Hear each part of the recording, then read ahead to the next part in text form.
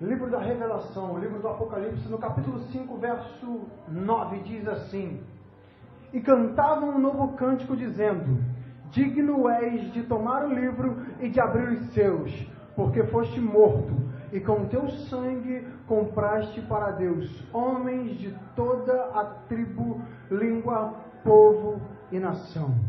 Repete comigo assim: e com o teu sangue compraste para Deus toda a tribo, línguas, povos e nações. Deus, Pai amado, Pai querido, em nome de Jesus, Pai, nós queremos te agradecer, Deus, por essa palavra, pedir, Deus, que em nome de Jesus o Senhor venha trazer revelação sobre a nossa vida, sobre a nossa mente, que o Senhor venha trazer entendimento, que o Senhor possa, Deus, em nome de Jesus, Pai, falar poderosamente conosco nessa noite, e em nome de Jesus, Pai, mostrar, Deus, o que Tu tens para nós através dessa palavra. Assim nós oramos e te agradecemos em nome de Jesus. Amém e amém. Amém? Eu sei que muitas das vezes eu deixo vocês meio confusos, né? Porque nós estamos falando a respeito das pragas do Egito, nós estamos falando sobre toda essa libertação do povo de Deus, mas eu queria falar sobre o paralelo disso tudo. Né? Na última semana, duas semanas atrás, nós falamos a respeito de João, né? Que escreve ali que o inimigo veio para roubar, matar e destruir. E nós fizemos um paralelo com isso, com a vida de Moisés. E hoje eu quero fazer um paralelo através do sangue de Jesus.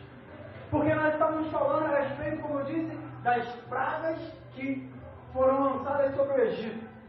E só para recapitular um pouco da história, nós precisamos entender o quê? José, ele foi um homem que fez grandes feitos no Egito. José, ele fez grandes situações que... O que ele fez com que os egípcios não morressem durante um período de muita fome, durante um período de muita dor na terra, durante um período em que os egípcios teriam uma grande perda, onde homens, mulheres, animais seriam completamente destruídos. E Faraó, ele tem um sonho, não consegue entender nada daquele sonho, mas Deus usa José para que aquele sonho seja revelado. Então José faz com que o Egito consiga se precaver de toda aquela fome. José, ele faz grandes feitos para o Egito. Mas Deus, no capítulo 2, vai dizer que se levantou um novo rei, ou um novo faraó, que não conheceu a José e nem os grandes feitos que ele havia feito pelo Egito. E também ele não quis a respeito disso. Nós conversamos a respeito disso. Por quê? Porque foi uma briga, uma guerra entre tribos. Um faraó que não era egípcio assume o poder e dá poder a José. Então depois vem um faraó que volta a ser um egípcio e ele só quer mesmo escravizar o povo que tinha descendência de Sem, o povo Ixo. Então José faz grandes feitos pelo Egito, mas Faraó não quer nada com ele. Só que nós fomos vendo que aquele povo de Deus, ele foi escravizado. O povo de Deus, ele começa a ser maltratado, começa a ser escravizado de diversas formas. Mas Deus tinha uma promessa. O povo egípcio já tinha se esquecido de quem era o Deus daquele povo que eles estavam escravizando. Mas Deus ainda assim tinha uma promessa. E no livro do Êxodo, no capítulo 6, vai dizer assim: E também tenho ouvido o gemido dos meus filhos, dos filhos de Israel, ao qual os egípcios fazem servir, e lembrei-me da minha aliança. Deus, ele tinha feito uma aliança a Abraão. Deus tinha feito uma aliança a um povo, que aquele povo herdaria uma terra que manava leite e mel. Só que num determinado momento, Deus mesmo falou que aquele povo seria preso, mas num dado momento Deus os livraria. E Deus agora se lembra daquela aliança que tinha feito com o povo. Então Deus envia Moisés e Arão para estarem falando com o Faraó. Mas Faraó endurece o coração. E como resposta, aquela veemente resposta de Faraó, porque Moisés chega diante de Faraó e diz que o Deus do povo pede para que ele liberte o povo, para que o povo possa adorar, para que o povo possa ser livre. Mas, simplesmente, Faraó endurece o coração e fala: eu não conheço o Deus dos hebreus. Então, como resposta a essa afronta de Faraó, Deus manda as 10 pragas, iniciando essas 10 pragas com uma praga que se faz no rio Nilo. E por que 10 pragas foram necessárias?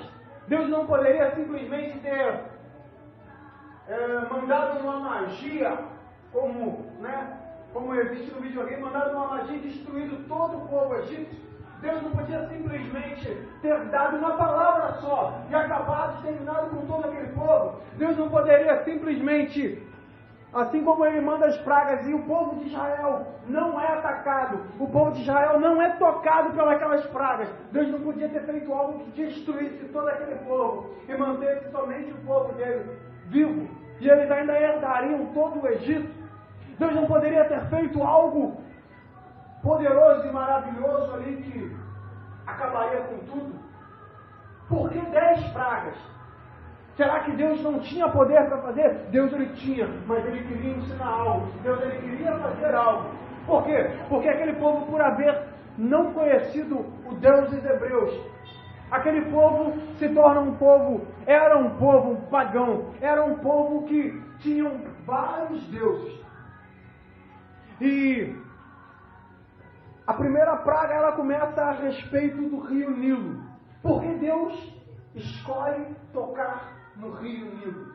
Nós sabemos que o suprimento de água de uma cidade, de um país, o suprimento de água de um povo, o suprimento de água da sua casa é muito importante. Imagina hoje, no século 21, no ano de 2017, nós ficarmos uma semana sem uma gota d'água.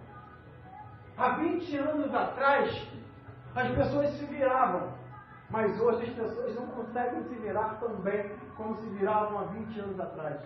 Há 20 anos atrás, se ficasse uma semana sem água, as pessoas iam para uma mina, lavavam a roupa na pedra, as pessoas carregariam água e tomariam banho de canequinha, as pessoas se virariam de qualquer jeito. Mas hoje, as pessoas não conseguem fazer isso. Muitas das vezes eu fico pensando, nós estamos evoluindo, mas ao mesmo tempo estamos retrocedendo. Porque muitas coisas que homens faziam no passado não conseguem fazer hoje. Muitas coisas que mulheres faziam no passado não conseguem fazer hoje. Por quê? Porque a tecnologia nos faz mais folgados. A verdade foi essa. A tecnologia nos paralisa em muitas das coisas. Então nós somos muitas das vezes moldados e engessados na tecnologia. Então imagina nós uma semana sem água. E o mais engraçado é que a Bíblia vai dizer que o povo ficou sem água nas vasilhas de pedra, de mármore, nas vasilhas de barro. O povo ficou sem água no rio. Aquele povo estava completamente zerado de toda a fonte de água.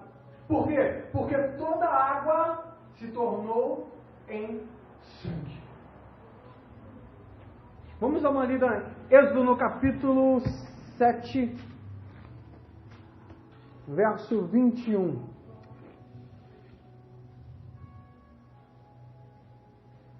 De sorte que os peixes que estavam no rio morreram, e o rio cheirou mal, e os egípcios não podiam beber água do rio, e houve sangue por toda a terra do Egito. A Bíblia que eu estava lendo lá em casa, ela tem uma tradução bem diferente dessa. Tem alguém que tem algo diferente disso? Está diferente aí, Rafael? O que está escrito? 21. Os peixes que estavam no rio morreram, e o rio fedeu, e os egípcios não podiam beber a água do rio, e houve sangue por toda a terra do Egito. Então, a outra tradução que eu li, está diferente também?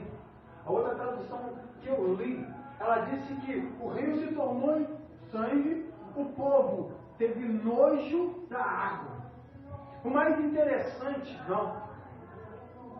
o mais interessante é que Deus ele queria ensinar ao povo. O rio Nilo, ele não era simplesmente um rio comum. O rio Nilo era o principal rio, e é até hoje o principal rio do Egito. Mas o mais interessante, o rio Nilo era adorado como um Deus. O Deus Rapi, o Deus da fertilidade. Quando você lê a Bíblia, que você vê que a filha de Faraó estava se banhando no rio. Nós já falamos a respeito disso aqui. Ela não estava simplesmente se banhando. Ela estava fazendo um ritual religioso, porque o rio era conhecido como Deus da fertilidade. E ela, por ter dificuldade em ter um filho, estava se banhando no rio, fazendo um ritual religioso para que ela pudesse ser mãe de um filho homem. E naquele momento, Deus coloca na mente de Joquebede para colocar o seu filho no rio. E aquela mulher encontra, sabendo ela que era um dos filhos dos hebreus, mas ela acredita que aquilo foi um presente dos deuses para ela. Então Deus ele começa a afrontar o povo, botando muitos com nojo do que eles veneravam como um Deus, e fazendo com que aquele rio que era tão importante, aquilo ali era o quartel ou o quartel-general do faraó. Aquilo ali era algo que era muito importante para eles. O povo já tinha ficado sem água que eles se banhavam para fazer seus rituais religiosos.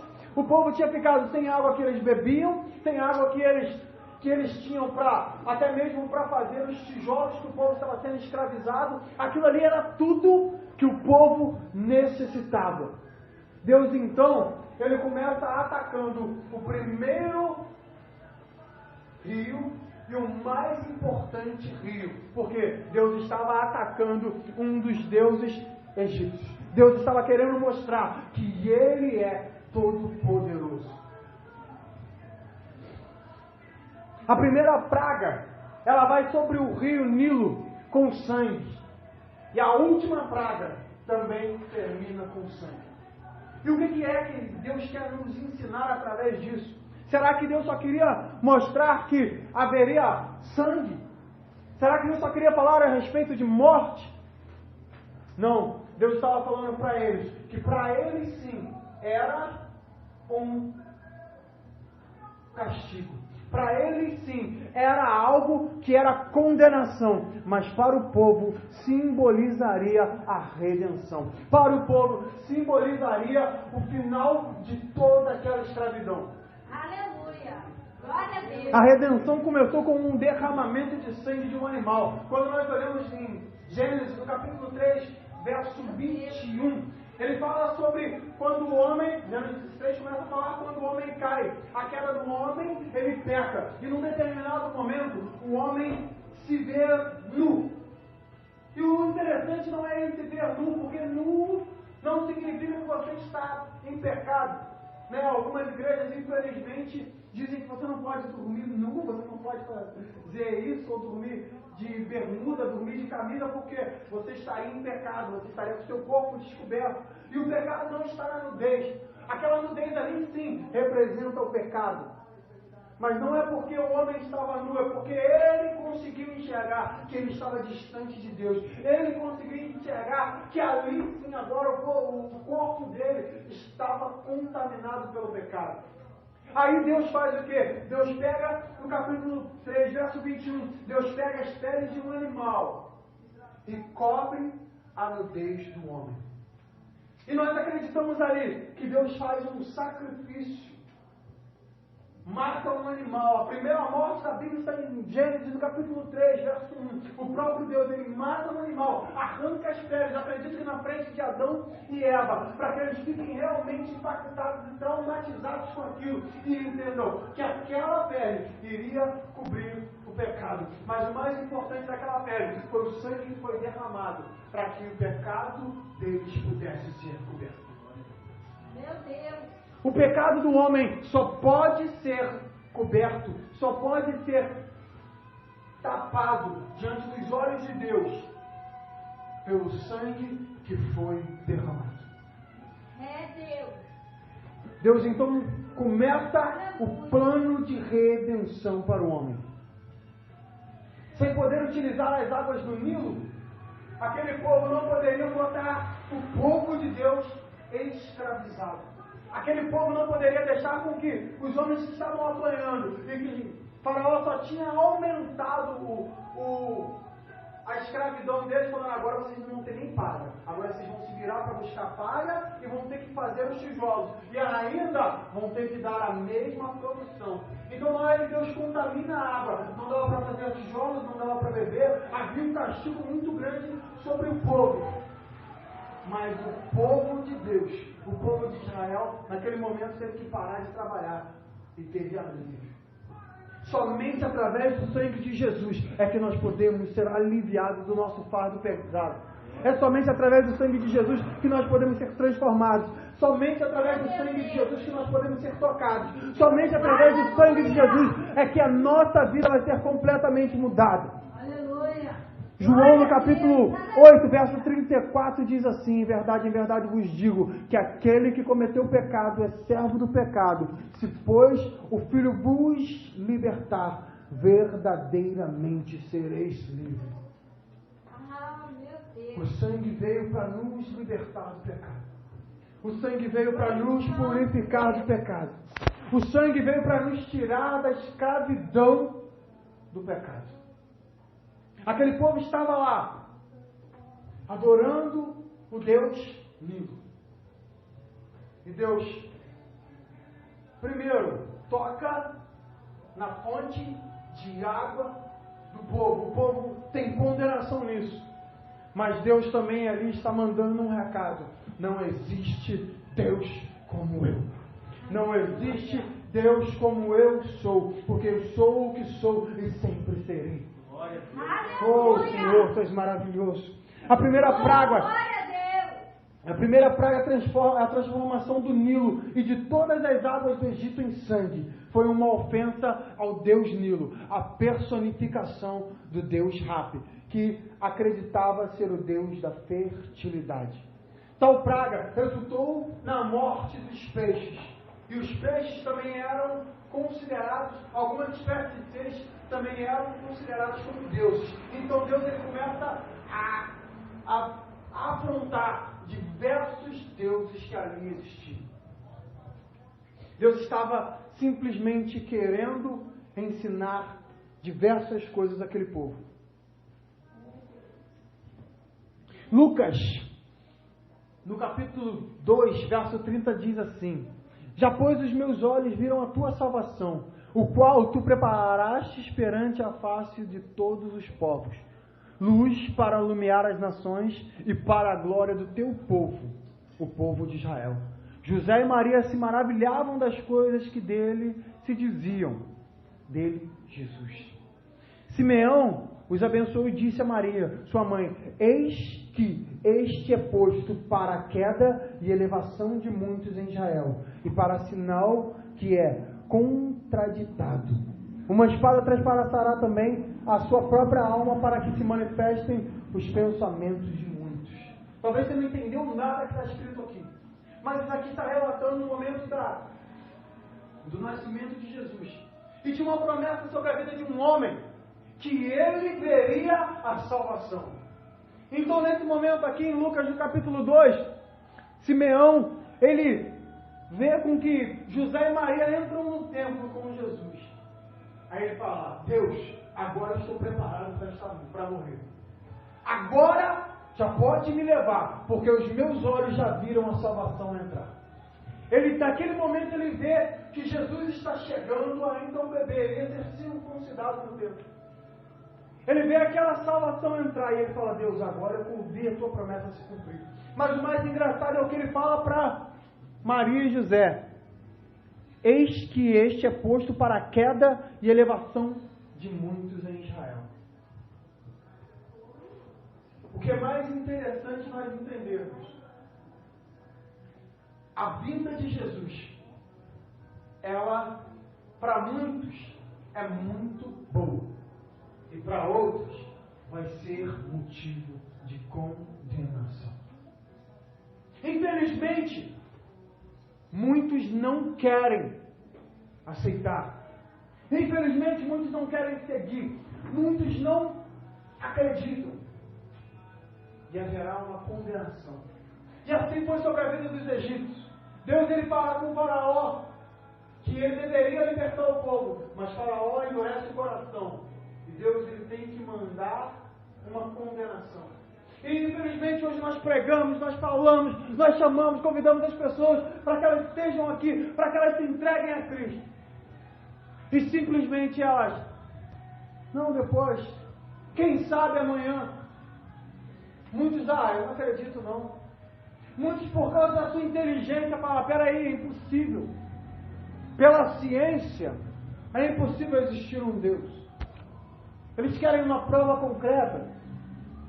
Eles querem algo para ver.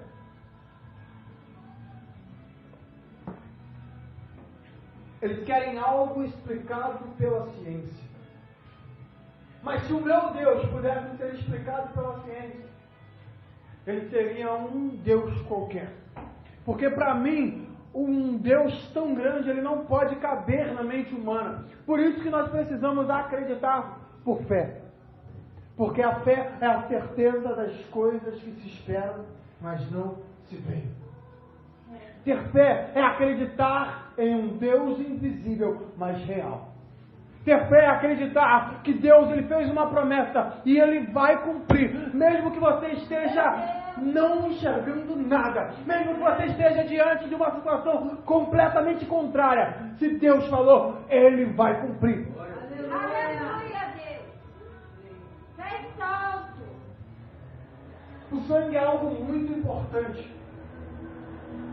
Você, com certeza, já teve uma situação difícil, passando muito mal, teve uma dificuldade, uma enfermidade. Aí você vai para o hospital. A primeira coisa que os médicos falam, peraí, vamos fazer um exame de sangue. Fazer um exame de sangue por quê? Porque é o sangue que vai começar a revelar o que você tem. O sangue é algo que ele vai mostrar para o homem médico qual é a doença, qual é a fraqueza, o que está acontecendo dentro do teu organismo. É o sangue que vai mostrar o seu problema. E a Bíblia ela vai dizer assim: ai, Jesus. O sangue ele tem. A pessoa chega na igreja, meu Deus, me perdi. Mas se andarmos na luz, como Ele na luz está, temos comunhão com os outros, e o sangue de Jesus Cristo, o seu Filho, nos purifica de todo pecado.